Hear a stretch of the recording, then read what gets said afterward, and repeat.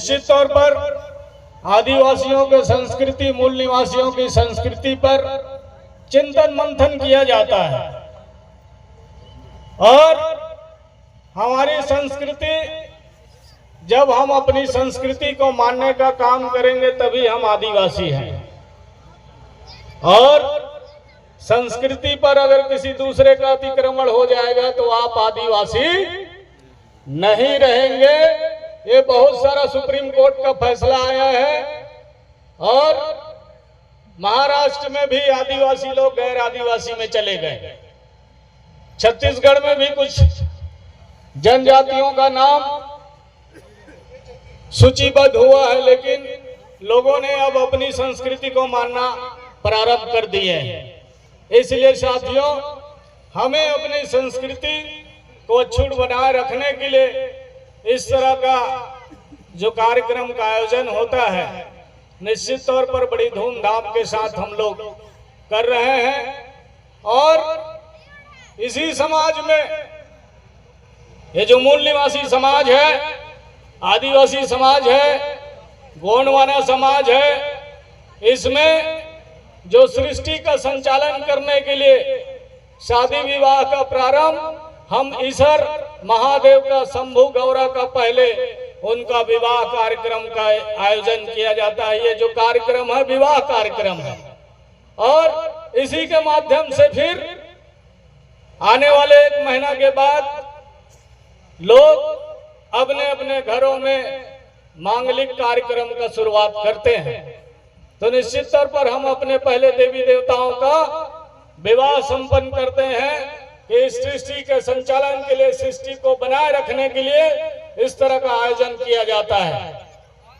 तो साथियों, आज जो ये व्यवस्था है, दादा मरकाम जी ने, हम लोग पिछले बार भी लगता है कि दादा हीरा सिंह मरकाम और 1 मुट्ठी चावल से गोंडवाना का महाकल्याण, भलौर के मातृ शक्तियों को मुझे लग रहा है कि 7-8 हजार रुपए हम लोग पिछले बार 1 मुट्ठी चावल के नाम पर यहाँ एकत्रित करके लोगों को दिए थे।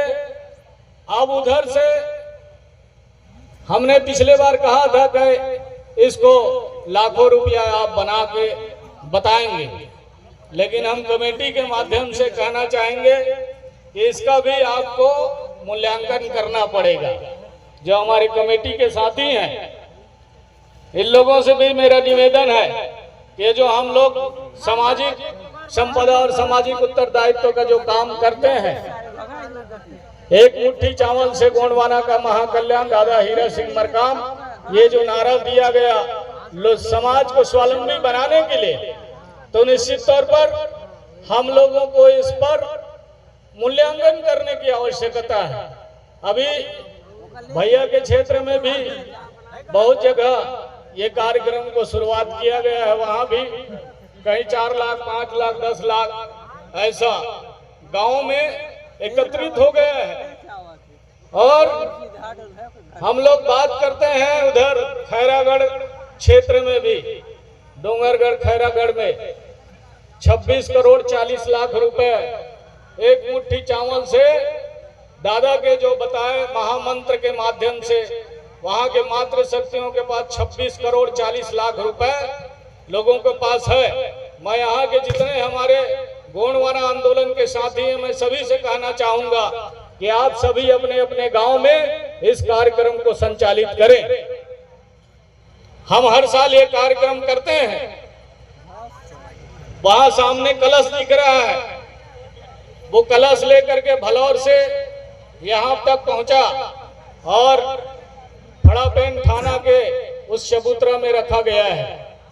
उसका मतलब ही है कि हम सुबह और शाम अपने घर में जो खाना बनाते हैं उसमें से 1 मुट्ठी चावल निकाल के बुढ़ा देव के नाम पर हम लोग 1 मुट्ठी चावल उस कलश में सुबह और शाम रखने का काम करें। इस तरह महीने में 5 से 6 किलो हो जाता है।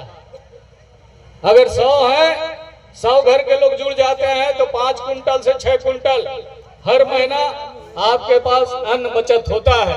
उससे आपको पैसा बनाना है और खाता खुलवा करके उसे मातृ शक्तियों के उस खाता में जमा करना है।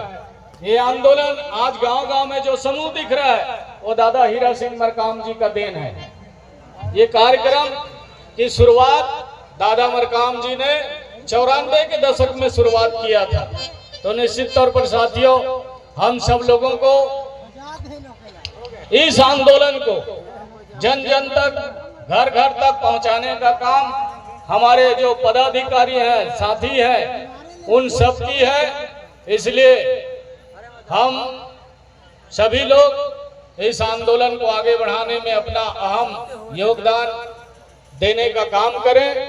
वैसे तो गोंडवाना राज चला गया और गोंडवाना राज बनाने के लिए यहाँ जो बैठे हैं यही बना सकते हैं, उधर सरकार वाला नहीं बना सकता। उसको बनाने के लिए यहाँ जितने लोग बैठे हैं, हमारे मातृ शक्तियां, पितृ शक्ति, युवा युवतियां, ये लोग कर सकते हैं। इनके माध्यम से हो सकता है, क्योंकि आज लोकतंत्र का, प्रजातंत्र में ये व्यवस्था है वोट का, और वो वोट का अधिकार आपको जो मिला है, उस एक वोट के माध्यम से आप अपना जनप्रतिनिधि चुनाव जिता करके भेजते हैं और वो जनप्रतिनिधि आपके लिए काम करता है। निश्चित तौर पर आज के जनप्रतिनिधि बहुत अधिक लोग देखने को मिलता है, लोग अपने लिए काम कर रहे हैं, अपने समाज के लिए काम कर रहे हैं।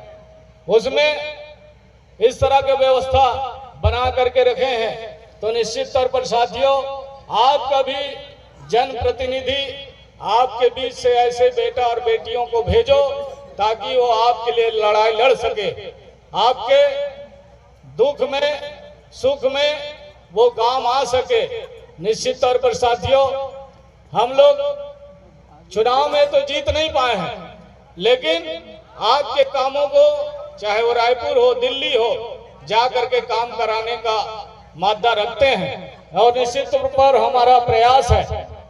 और इसी दौर में हम लोगों ने अभी बीच में पिछले महीने में हम लोग हमारे राष्ट्रीय अध्यक्ष महोदय के साथ हम लोग दिल्ली गए थे, एक कठपुतलिया से लेकर के और आपके हरचौका तक, यानी सीधी जिला के बॉर्डर तक इसको हमने एनएच के लिए मांग किया है, 4 लेन सड़क का मांग किए हैं। निश्चित तौर पर 4 लेन नहीं होगा तो 2 लेन तो जरूर होगा और एनएच हो जाएगा।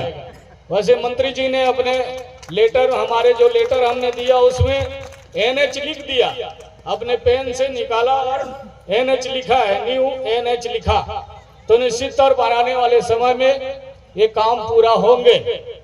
साथियों, यहाँ गोंडवाना मेरीन फासिल्स पार्क है, 28 करोड़ वर्ष पुराना। बहुत सारे पिछले सरकार में भी हमारे लोग ही विधायक और सांसद थे, लेकिन गोंडवाना के नाम पर लोगों का पेट दर्द देने लग गया था।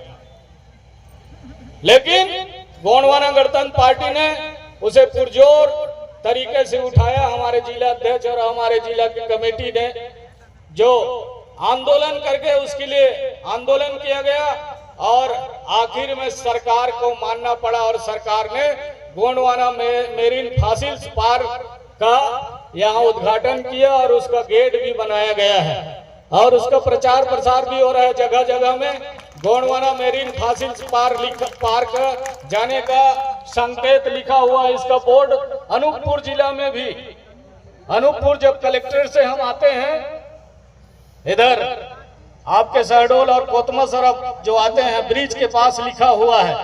निश्चित तौर पर मध्य प्रदेश में भी गोंडवाना मेरीन फासिल्स पार्क का प्रचार प्रसार हो रहा है। तो साथियों, कहीं न कहीं गोंडवाना गणतंत्र पार्टी के माध्यम से इस तरह का आंदोलन करके आपका हक और अधिकार दिलाने का काम कर रहे हैं। साथियों, आने वाले समय में इसी तरह ये आपका ये ग्राउंड भी उदाहरण है, इसका भी लड़ाई लड़के आपको आपके हवाले किया गया है। इस पर भी अभी भी लोग राजनीति कर रहे हैं, हमने पहले ही कह चुके हैं।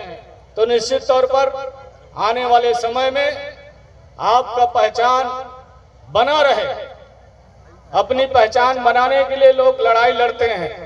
जल जंगल जमीन खनिज संपदा की लड़ाई गोंडवाना आंदोलन के माध्यम से लड़ा जा रहा है। आप सब लोग संगठित होकर के आने वाले समय में इस लड़ाई को और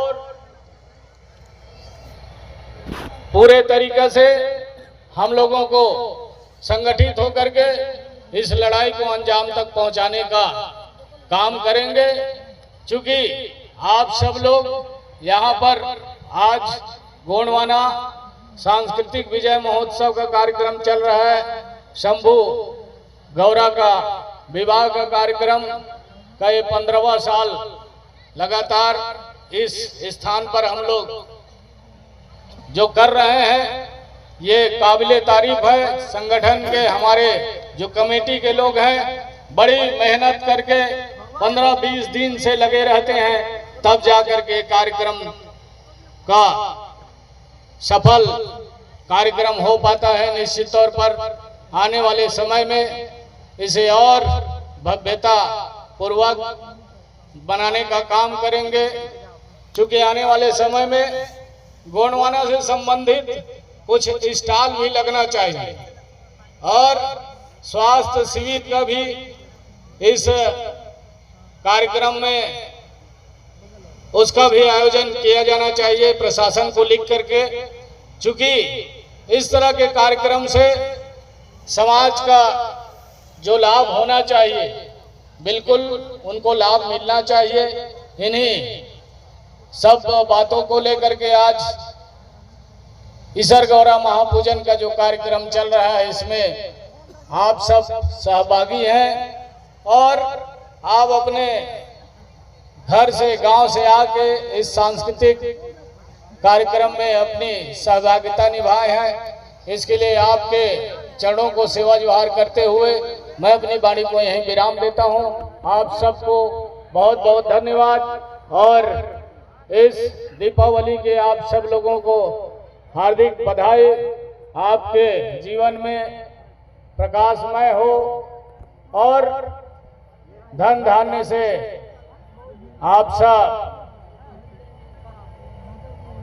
और इन्हीं के साथ मैं अपनी वाणी को विराम देता हूं। सबके चरणों को सेवा जोहार। जय सेवा जय फड़ापेन। राज करेगा गोंडवाना, राज करेगा गोंडवाना।